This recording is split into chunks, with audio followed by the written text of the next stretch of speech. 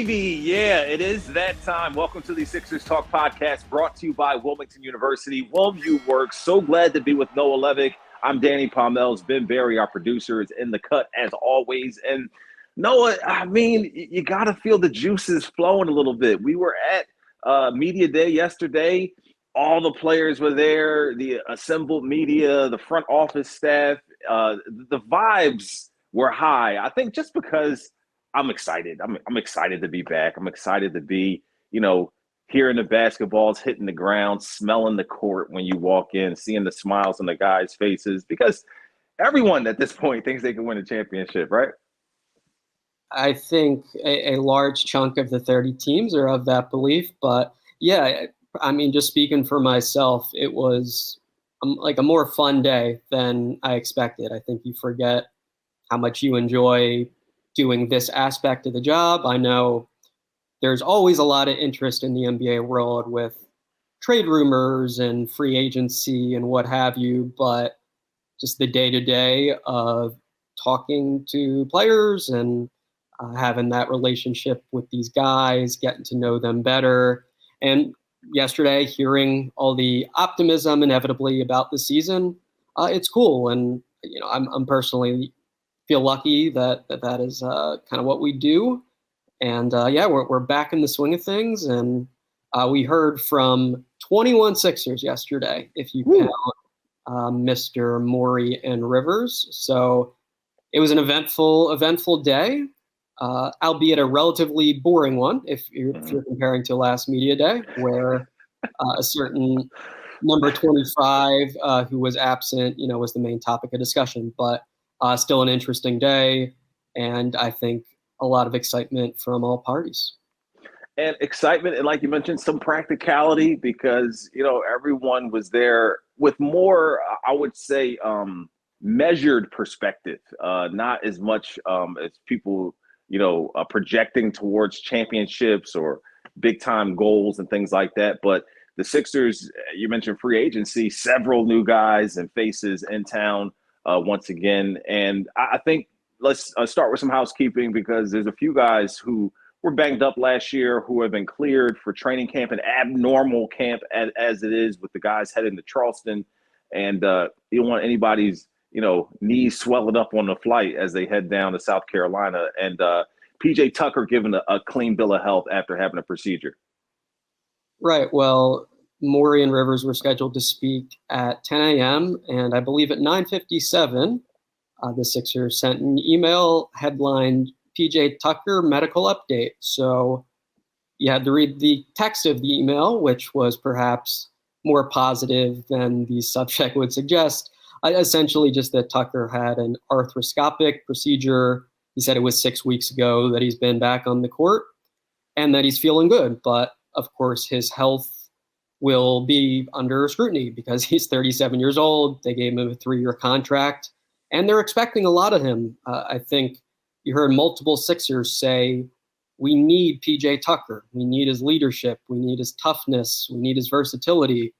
So he is healthy. He's good to go for training camp, but we will all be waiting and seeing if he can maintain his health throughout yet another season. But the other notable stuff was Joel Embiid, of course, had the procedure on the right thumb, the left index finger, good to go, feeling great, joked that he spent most of his time on the couch, which was a humorous. Several times joked that. Yeah, he was insistent on that line.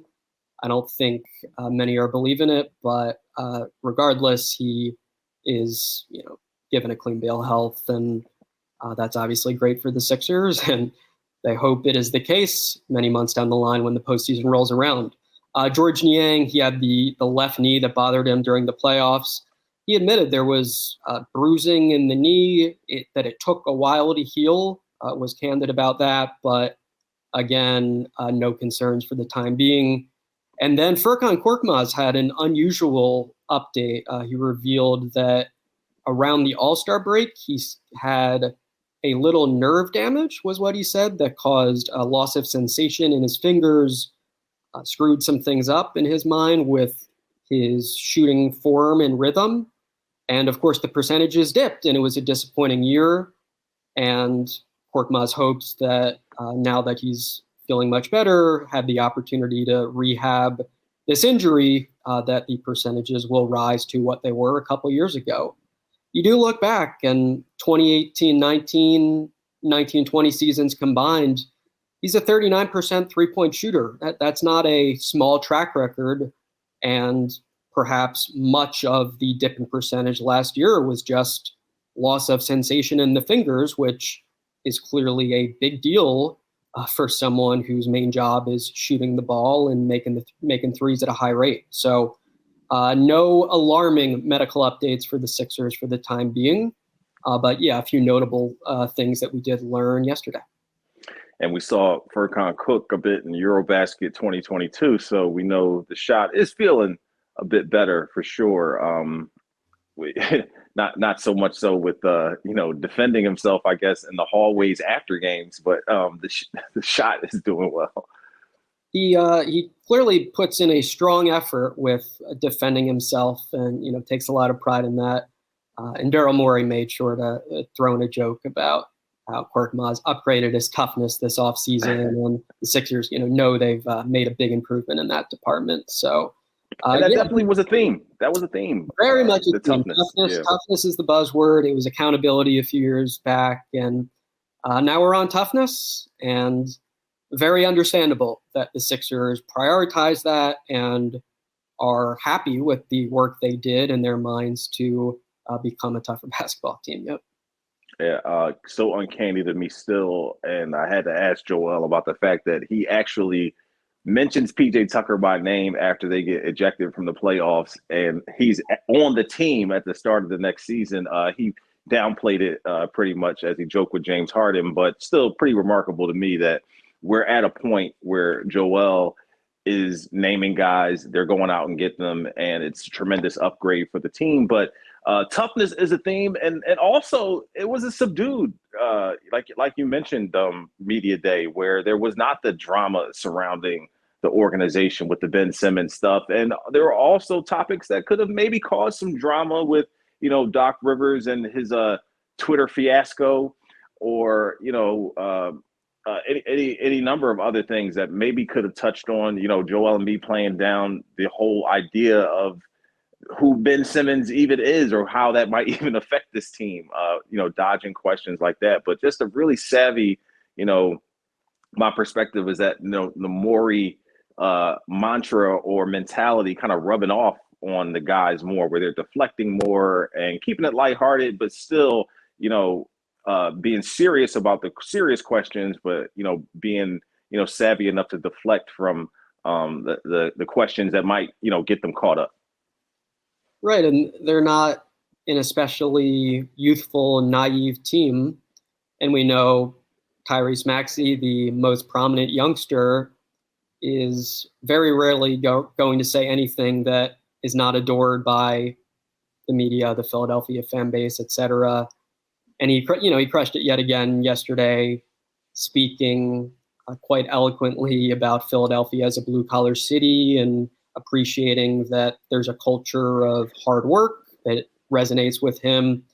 And I also thought it was fun, but also, interesting to see just how much he praised the guy sitting next to him, Paul Reed, who, of course, was not receiving nearly the volume of questions as Maxey. But Maxey made sure he was not left out, and time again found opportunities to say, Reed's an extremely hard worker, extremely competitive, and just pump up the guy sitting next to him who's not as much of a marquee name. And he acknowledged yesterday that he wants to grow with leadership. Yes, he's very young compared to the veterans on the squad, and everyone expects, of course, that Tucker's going to be a leader, Embiid, Harden, etc. But I think it's a good thing for Maxey to see himself as having responsibilities beyond just his individual development, to think about how he can make others better, both on and off the court. And I think it's mature that already at 21 years old, those sort of things are on his mind. And connecting the dots a bit, if you take Tyrese's comments and carry them over to Isaiah Joe's, time with the media, Maxey, and Paul Reed have a really tight bond because they all came into the league together at the same time. And, in that vein, we saw, Maxey and Isaiah Joe at the Rump Classic together. We know that the three of those guys work out a lot and push each other. Doc Rivers talking about how he had several times they had to lock Tyrese out of the gym. And that's no uncertain terms. Like Doc said that his son, who trains, Maxey, and several of the guys had to call him like, "Oh, like we got to do something. Like this kid won't stay out of the gym." So good problems to have. I think so. Yeah, I think Maxey is also becoming more realistic about 24/7 basketball is not sustainable if he wants to play until he's 40 years old. But for the time being, obviously, you prefer it's this way than having to try to coax him to get in the gym. And it's incredibly consistent that you hear this sort of praise about Tyrese Maxey. Really, everyone you talk to just sees him as exceptional.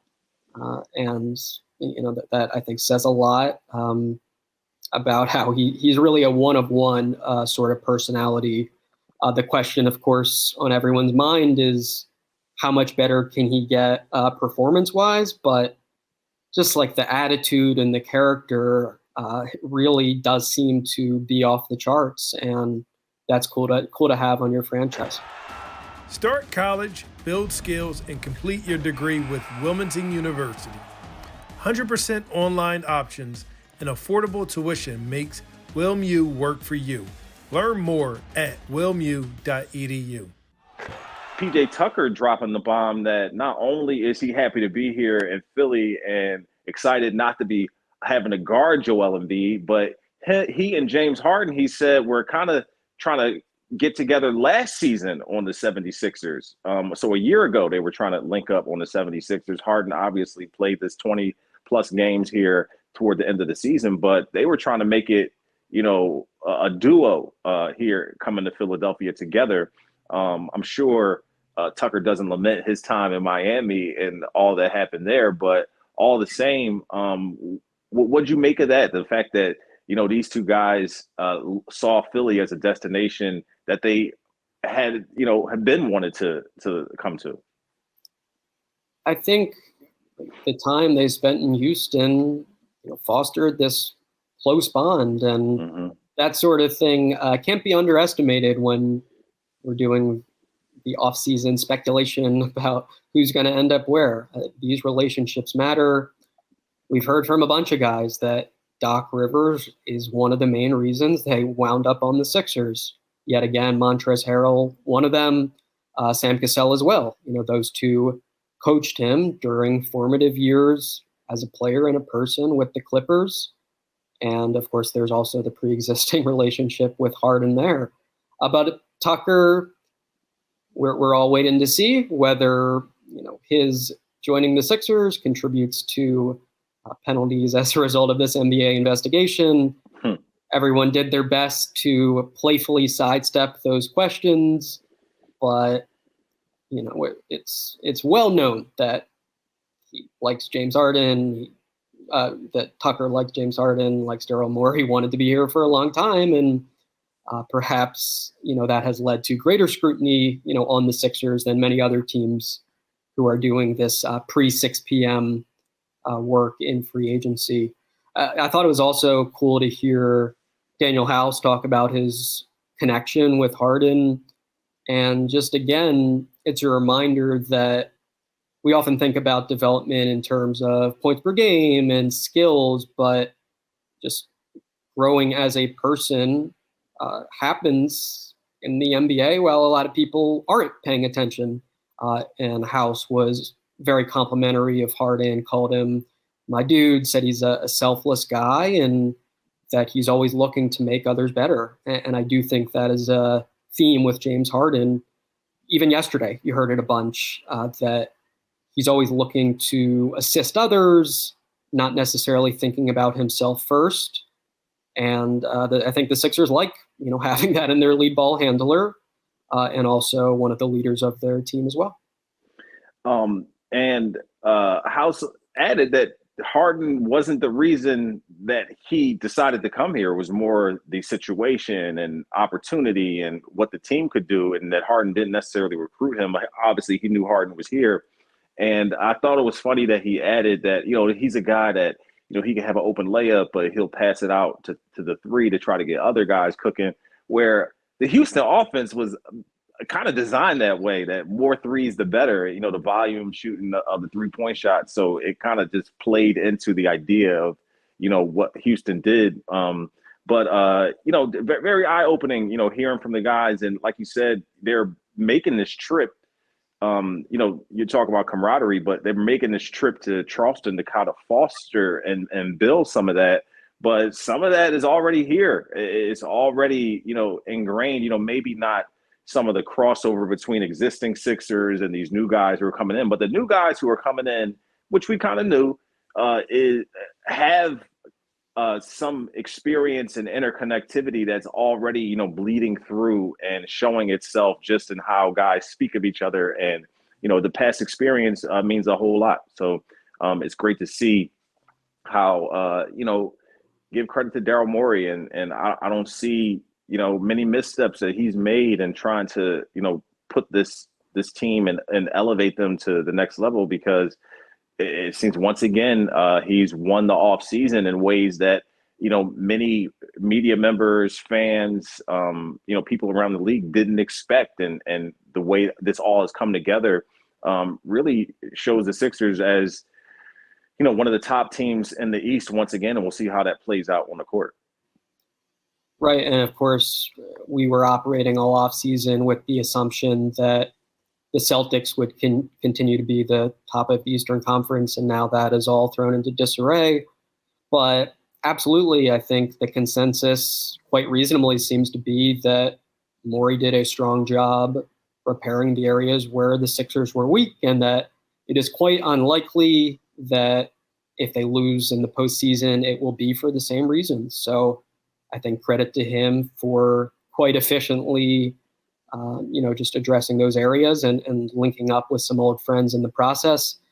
I do think the Sixers see these additions as just low maintenance players by and large. And I think I buy that for the most part, especially with a guy like House. He'll take whatever shots come to him, just really like athletic and intuitive, and roll the ball out there. He's going to play hard. He's going to play defense. And it doesn't really matter if he knows the plays in and out, and he's familiar with all of his teammates' tendencies. Montrezl Harrell, he's kind of crash hard for the offensive boards. He's going to set good screens and roll super, super hard. And PJ Tucker is, the ultimate Swiss Army knife sort of guy who's going to take immense pride in just relentless effort and defense, and it is just ridiculously intelligent as a basketball player. So the vision of the Sixers meshing quickly, I think it's fair enough if you think that's going to happen. Now, we also have to remind ourselves the early portion of their schedule is awfully difficult. In those first 7 games, they're facing a bunch of top 6 teams in the Eastern Conference last season. So they will be tested, and it will be important that this camp is productive, that guys get on the same page in the preseason, and that, okay, they're not going to be the best version of themselves on opening night, but I think they need to figure some things out over these next few weeks, and they will hope Charleston, is good in that process.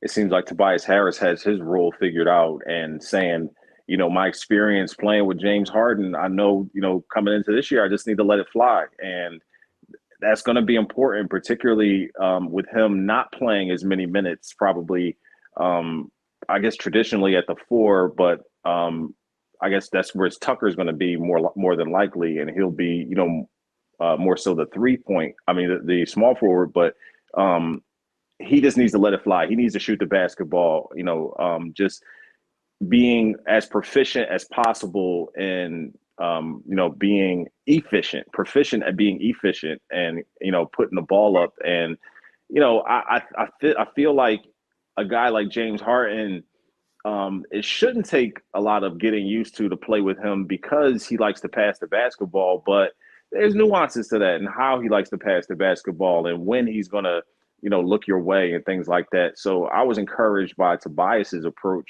because, sometimes it's difficult for a guy who's already been here to make room for someone to come in that has such a dominant, ball dominant game. And Tobias being that Swiss Army knife and being versatile is going to be really key to making PJ and maybe this newer old version of James Harden, hit the ground running. Right. Last year after Harden's debut, he didn't have a great first couple of games and had this quote that I think a lot of folks were skeptical of, that his main goal was just to contribute to winning basketball. And in my mind, he backed that up really admirably with his attitude and approach. Before Harden's debut, he was taking 2.7 catch and shoot threes per game. After it, that went up to 4.1, and the percentage actually went up a little as well.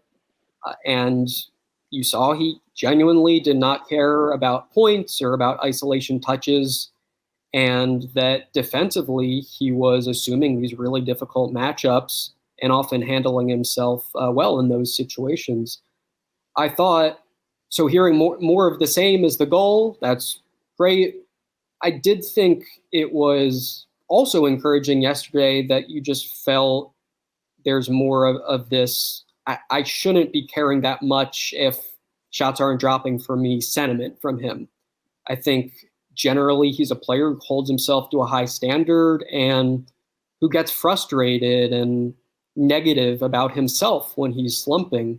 You saw that a little bit last season, manifesting with the sarcastic exchanges with the fans who were booing him and just things turning sour for him with his mindset. And I think now, at least at this stage, you're hearing that the main thing is just taking the shots he should take and trusting that over the course of a long season, he'll be making them at a decent rate. So everything you want to hear from Tobias Harris on that front. The position question, I asked about that, and I thought it was good insight that, in Doc Rivers' system, there really isn't much of a difference between the 3 and the 4 offensively. Harris mentioned he was one of the forwards in Los Angeles with Danilo Gallinari, and in terms of their responsibilities, there wasn't a meaningful difference. But of course, with Tucker on board now, it will be interesting to see who gets which matchups and just who the Sixers think is best suited to defend stars, to defend different positions. And then with Tucker, of course, like one of the questions that matters there is how much he is playing at backup center. If he's getting a large chunk of center minutes, then maybe that means more minutes for Tobias Harris on the star 3s and 4s of the world. But I think his attitude continues to be strong. And now he's in his 30s, even more so considers himself a leader of this team who should be setting a strong example just in terms of the selfless mindset that he wants to convey. James Harden's trying to set the example and let people know that he is ultra prepared for the season by, in his words, losing 100 pounds in the offseason. And, a lot has been made of this skinny James Harden. This guy is putting in this extra work and being in better shape. And you could, link the soft tissue injuries like the hamstring to maybe him not being in the proper shape. But he definitely looked to be thinner and a bit more muscular than he was last year. Did you see the same things? And what do you make of the idea that he possibly could be, we've talked about in the podcast, like he just needs to take a step forward in efficiency and, lose some of those 5 for 20, 4 for 13, 2 for 12 games that we saw in the postseason. But did you think that all of that will translate to him turning back the clock a little bit? Depends how far you want to turn back. How far back the clock's going to go? Yeah, definitely. the version of Harden we saw in his early days in Brooklyn, something along those lines, I think doesn't feel ludicrous to expect.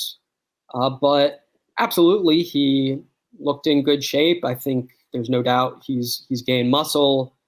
And, his explanation for that is just dealing with these hamstring issues the last 2 years. Off the court, a lot of his focus has to be on recovery and rest and caution. And now he's finally turned the page in his mind where he can, lift heavier weights, run those hills, and proceed about his work the way he's used to. So I think that's all positive, but he is 33 years old, so it's not exceptional for his burst to decline a bit. Clearly some of that is But LeBron James, he still looks like the same guy. Why can't James be similar in that regard? Yeah, I mean, LeBron James might be a different species, so I don't know if that's a fair comp to make here. Yes, but tongue in cheek. Yeah, no, but I mean, as we've I think said before, like, if you want to believe that Harden's game is going to age well in some ways, you've got some support. He doesn't really rely on blowing past guys. He's not Russell Westbrook, where lacking the athleticism he did in his heyday is going to lead to many parts of his game being so much worse. He still just puts so much pressure on the defense by being a downright brilliant passer and incredibly savvy at drawing fouls and making great decisions and knocking down the step back threes. All of that should still be intact, and that's positive for the Sixers, but we're not in Houston anymore. I think everyone recognizes that, and it's fine with that because they expect Tyrese Maxey to help the Sixers out quite a bit with the scoring load. They expect Joel Embiid to be the number one offensive option, and they expect Harden to be an excellent primary ball handler. So he looks good, he feels good, and now we wait and see what he brings in year two with the Sixers. Something unrelated to Media Day, Noah, that is a fantastic revelation in my eyes, particularly as it connects to getting to know all these new faces that are here and kind of seeing how these nuances play out over the season, is that reporters are going to be let back into the locker room, which I didn't think would happen. The NFL has decided to go that way, and the NBA is deciding to do away with the podium stuff. I'm sure they'll still incorporate the podium as it was before, but to speak to guys who might not be coming to the podium, we are allowed back into the locker rooms to interview them and kind of get some of the things that if for people out there who don't know, you can glean a lot of information from guys talking off the record and developing relationships and looking people in the eye and not having to be under the lights of the cameras and things like that, where you can just go in with your recorder and maybe talk to a guy and it not be as heated or so much spotlight on them. So I'm sure that was definitely something that you were excited about. Yeah, I mean, it's a huge credit to the PBWA who advocates for journalists and understands that this is really important and helps us do our job a lot better. So great news, no doubt. I guess personal examples for me off the top of my head where locker room access was great. Norvell Pell, he had this really big moment for him in his career, in his life, where he's getting NBA minutes and he's swatting shots with bravado and slamming down dunks. And, you're able to talk to him and learn about his journey and bouncing around overseas and kind of thinking this moment would never come. You're able to, talk with Al Horford one-on-one and get an understanding of his defensive mindset and give fans some insight on here's what the Sixers are trying to do with their pick and roll defense.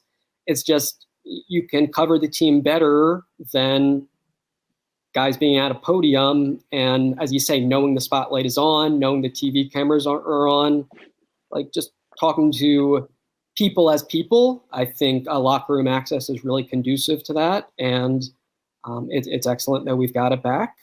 And I'm looking forward to that, helping everyone understand the Sixers better this season. So yeah, good stuff. And not to say that yesterday with the media day podium deal is bad, but I think the locker room is definitely a nice element that us reporters can use to help everyone out.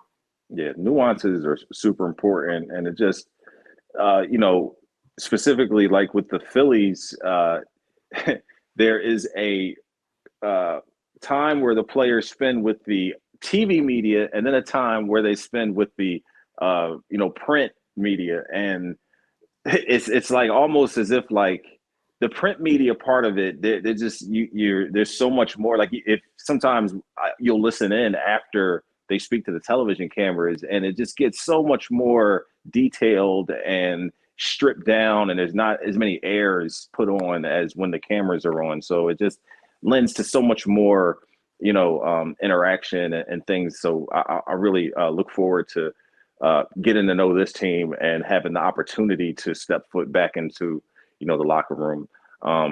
And shout out to the PBWA, as you mentioned, for advocating for that. Anything we didn't get to that you feel like stood out to you from Media Day?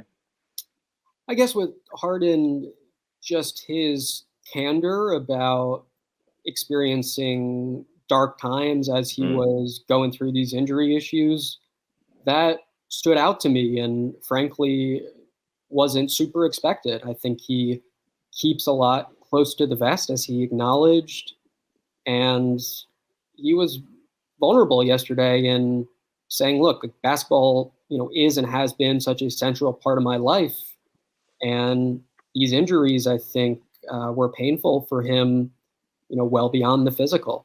It was tough to have this thing that's just such a core part of your identity shaken when you're either sidelined or you're playing and you're not your best, and that you're hampered, but you don't want to be a complainer. You don't want to be making excuses. I think all of that was weighing on him, and he said it was very, very difficult. So said he feels great now, feels in a much better place. And I just think hearing more about his perspective was fascinating, and it all makes sense, but it's stuff that maybe wouldn't be at the top of your mind unless he was revealing that and just telling us a little bit about how he thinks and who he is. And basketball is who he is. He's super open about that. He said if he wasn't playing or if he wasn't being paid, he'd still be playing basketball. He's just a hooper. That's his life. And the offseason prior to this, he was rehabbing. He was playing on a grade 2 hamstring strain in that Nets Bucks series. Everyone could see that he was 30% of James Harden. And so the next offseason, there wasn't the pickup. There wasn't just the having fun on a court and doing his thing and perfecting his craft. It was health, all the time. So I think he's grateful that that's not the case anymore. And I think for me, that was the primary surprise of this media day. I think a lot of it, we knew what to expect by and large, but James Harden discussing just the mental struggles was not something we necessarily saw coming, and it was good insight from him. Yeah, and particularly with the emphasis and awareness that's come with mental health in society as a whole, and particularly at mental health for athletes, and John Wall being revealing about all the stuff that he's gone through, switching sports to Lane Johnson, and him being candid about the experiences as he's had with mental health. So and so we're so quick to dismiss or overlook the fact that is a big factor in how players perform and what they might be going through. And you see a guy like John Wall sitting out and not playing basketball for a year and a half, and you just, okay, the injury's healed, like what's going on? And we find out that there's this mental health battle that he's going through. So you can't just throw that term around like dark times without it reflecting on, those type of ideas. And definitely great to know that Harden has overcome those things. And it is, a fine line that you're navigating at times, particularly as we know in the social media world and, the criticism that may come your way and things like that. So, and not to say that we use that as an excuse, but it is ultra real, and it's ultra real that these people are human beings and not just puppets or what have you performing for a salary. So definitely something you appreciate, and it seems that he's cleared those hurdles, and great observation on your part. It seems like the Sixers are headed in an extremely strong direction. We'll see what training camp unfolds at training camp. They are there today in Charleston, South Carolina at the Citadel. Day one of training camp is today. We will be coming your way with another podcast on Thursday. I think is the idea that we'll have another podcast on Thursday, just talking about training camp as things develop. October 3rd will be here before you know it, as they wrap up on Sunday, and then step into wrap training camp Sunday, and then step into opportunity to play a preseason basketball game against the Brooklyn Nets, and maybe Ben Simmons will be on the court. We'll see. We shall see. Yeah, I admittedly was not paying much attention to Nets Media Day yesterday, though I saw, of course, Simmons's words were interesting to many folks. But he's his performance does not, and his words do not honestly matter that much now, except when he's facing the Sixers. And oh, by the way, that is going to happen in less than a week, albeit in a preseason game. But man, that one could be as must watch as a preseason game gets. I think it'll be a good one, provided that Simmons is out there, and obviously the first opportunity to see Harrell, Tucker, and some new faces for the Sixers as well. And worth saying, he seems to be in a good mental space. If you watched him on a JJ Redick podcast, that he is definitely a guy who is media savvy when he wants to be and can say all of the right things. And JJ Redick was tossing him some softballs, but he looked really comfortable. He looked, to have that glow about him a bit of, confidence and that youthful, exuberance. So we'll see. Like you said, we'll see what happens. And I mean, no one, wants anyone to be suffering through, these ordeals and situations. And we just want to play basketball. You know what I'm saying? That's what we're trying to see, good basketball. So Ben Simmons being a virtuoso talent, the league is better when he is playing well. And we could say that for all of these guys. What we're looking for is this competitiveness and this high level of basketball that we've come to love from the NBA, and to kind of strip away all of the things that take away from that. So hopefully it is, as you said, great basketball.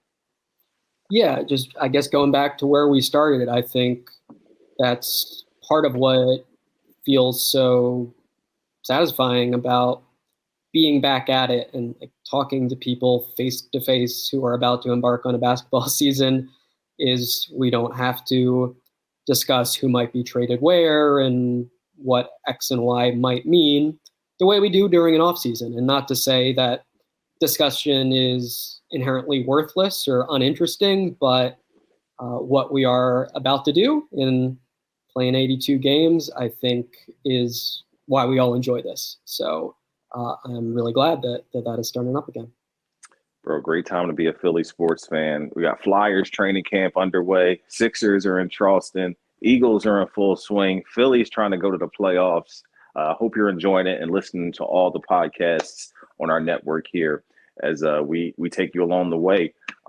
Be sure to follow Noah's work on NBCSportsPhiladelphia.com as the season progresses. As always, he is in the know and bringing us details and things that we might not be aware of or overlook. And he is astute and always on the job. So Noah, we appreciate your work. We look forward to following your stuff as the season develops. For Noah, I'm Danny. our producer, Ben Berry, extraordinaire. Thanks for listening to the Sixers Talk podcast, brought to you by Wilmington University. WilMU Works.